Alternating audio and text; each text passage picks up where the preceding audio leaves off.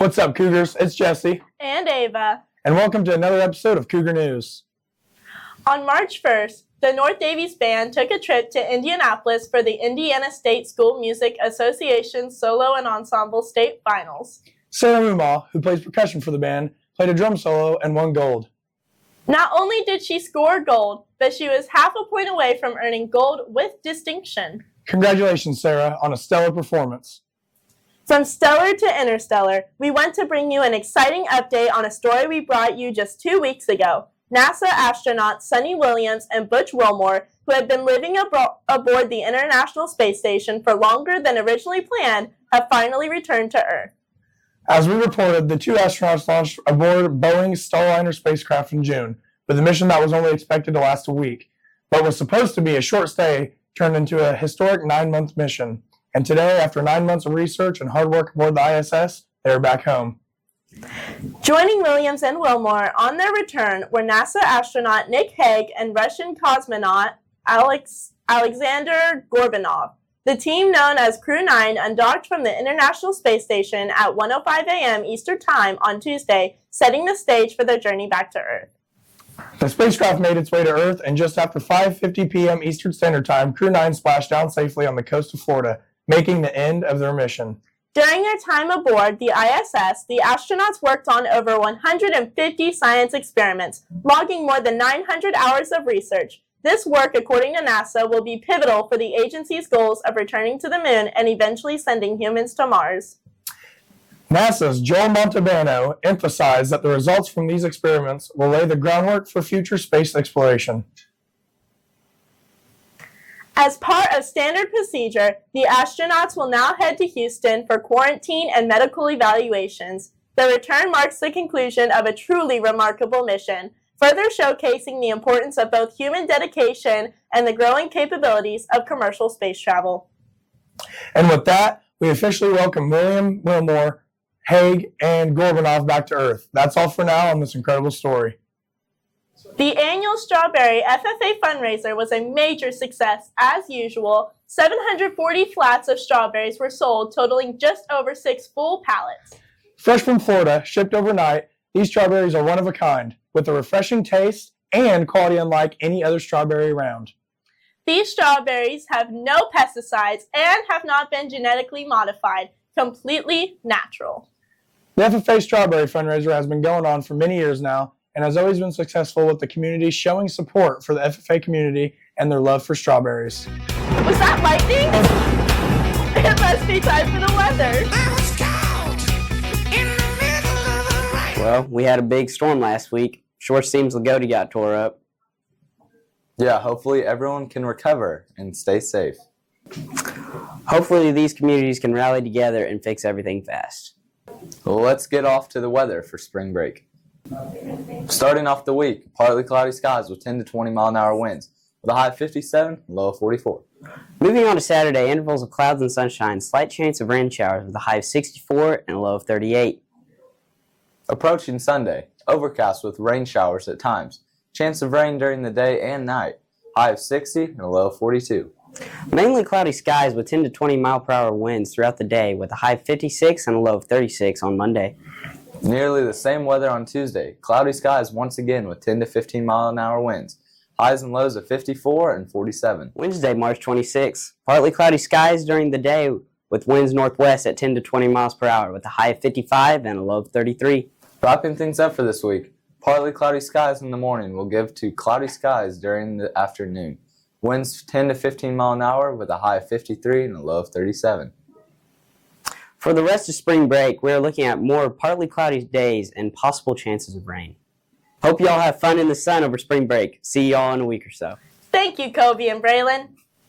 The North Daviess FFA will be hosting a Farmer Stress Awareness Luncheon at the high school auditorium on Monday, March 24th. Farmers and agricultural workers are extremely encouraged to attend. There is no cost to attend. Registration begins at 11 a.m. with the luncheon followed by the speaker at 11:30 a.m. until 2 p.m. There will be door prizes, food, community building, and a guest speaker. The guest speaker will be Abby Heidenrich from the Purdue Extension Stress Team. She will be presenting and bringing awareness to the common issue of farm stress. The meal will be provided by Bush Acres Smokehouse and Barbecue. For more information, please contact Amy Rensburg.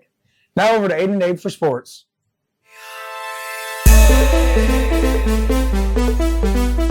Hello, Cougsies. Hey, it's Aiden. And Abe.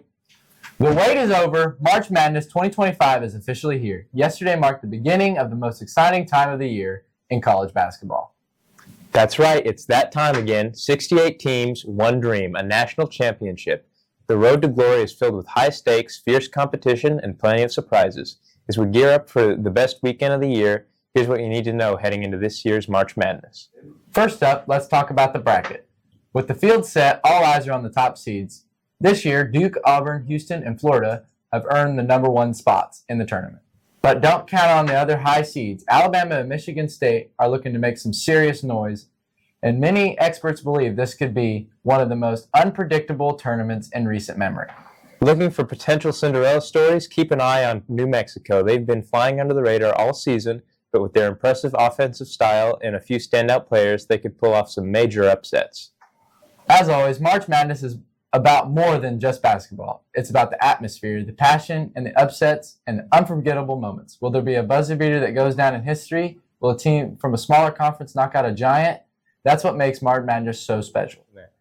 So, Abe, who'd you pick to win it all this year? I picked the Wisconsin Badgers. How about you?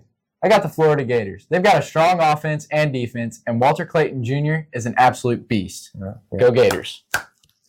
Now, keep in mind, we're filming this on a Thursday, so we might already know the fate of some of our picks. Either way, there's no doubt that March Madness will live up to its name this year with buzzer beaters, upsets, and incredible performances. As we head into the final stretch of the tournament, the excitement is only growing. But while the basketball action is in full swing, it's not only the sport making noise this time of year. That's right, Abe. With spring in the air, it's time to turn our focus to the next wave of athletics action here at Indy. Baseball, softball, tennis, and track and field are all hitting the ground running. Let's take a look at what to expect from some of these exciting spring sports. From the diamond to the track, this week we caught up with some of our spring coaches to get an outlook for the upcoming season. Softball kicked off last Monday, and we asked Coach Jody Berry about her expectations for the season and how they plan to build on last year's accomplishments. Here's what she said. Hi, Cougar Nation. Coach Berry here to talk about the North Daviess softball program. Excited to get going for the 2025 season. We have 4 amazing seniors that are going to lead the way. We hope to build on our sectional return to championships, and we hope to also return to win that SWIAC conference. We have 18 dedicated girls who are coming out and working hard, and it's been beautiful weather this week. Then we sat down with varsity baseball coach Sean Berry to hear about the team. Sean said the team is looking really good so far. We returned a lot of players from last year's team, so I'm really excited to see the strides we make this season. Yeah, so I'm really excited to be the varsity baseball coach this year. It's been a goal of mine for a long time, and to finally see it come to fruition, it's got me all kinds of excited. Kids have put in all kinds of work, and I just can't wait to see the improvements we make throughout the season. For some of the goals I have this year, I really want to win SWIAC. I'd like to win 15-plus games, and of course, the end goal, win the sectional title. Varsity boys golf coach Chris Loheider shared this about his returning players. Jared Schneiderfer, Colin Loniger, Kobe Loheider, and Lance Stahl all return, so I expect them to be much improved from last year. They'll provide leadership for the new guys. Goals for the season, obviously you want to win SWIAC, put as many guys on the all-conference team as you can, and hopefully we're playing our best golf at the end of the year and we give ourselves a chance to advance out of sectionals. We also interviewed track coach Trent Fine about the upcoming season. As a first-time coach, we asked him about his goals for the season.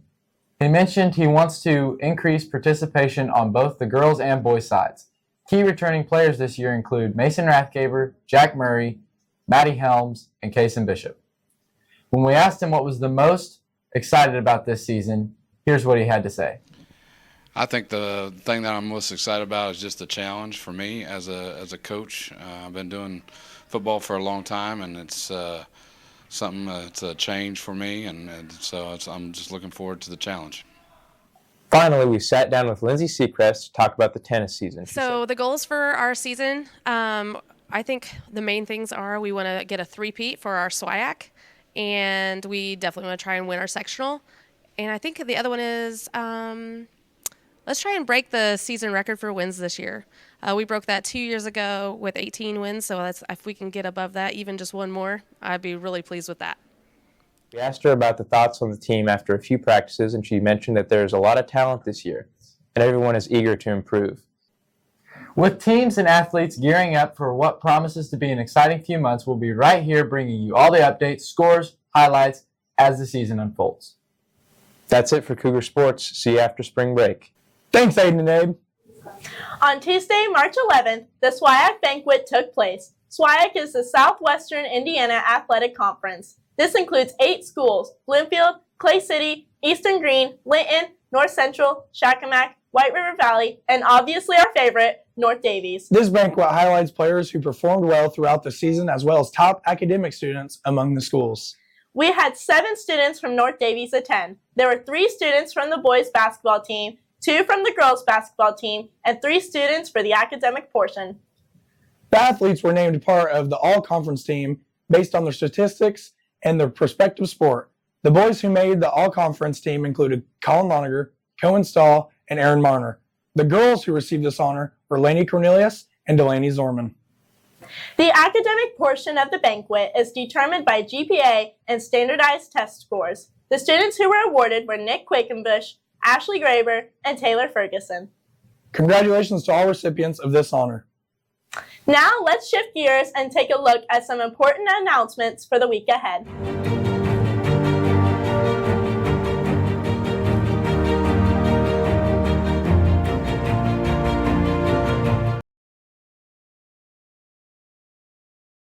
You may be wondering, what is color guard? Known also as a sport of the arts, color guard is the use of flags, sabers, rifles, and other equipment, as well as dance and other interpretive movement. We use these equipments and movements in order to enhance the visual effect of a show. Typically, color guard often occurs between the summer and fall months, with most guards performing alongside their school's marching band with live music and a field show on a football field. On the flip side, winter guard occurs between the winter and spring months. It is often performed in a gym to played-back music, and it is a standalone activity separate from the band. Many color guards perform for fun at rallies, football games, and parades. But many also compete competitively, participating in competitions, tournaments, and field shows. Should you join color guard? Yes, if you want a team-based sport that challenges you both mentally and physically, lifelong friendships, fun competitions, and lasting memories, then color guard is the sport for you.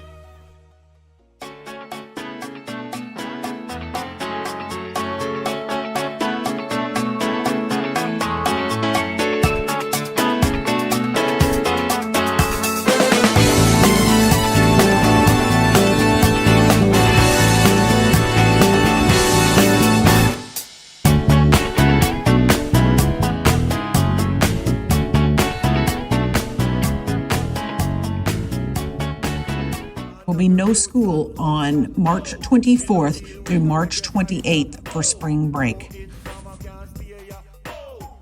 That's all for today's episode of Cougar News. Thanks for tuning in. See you next week. And roll Cougs!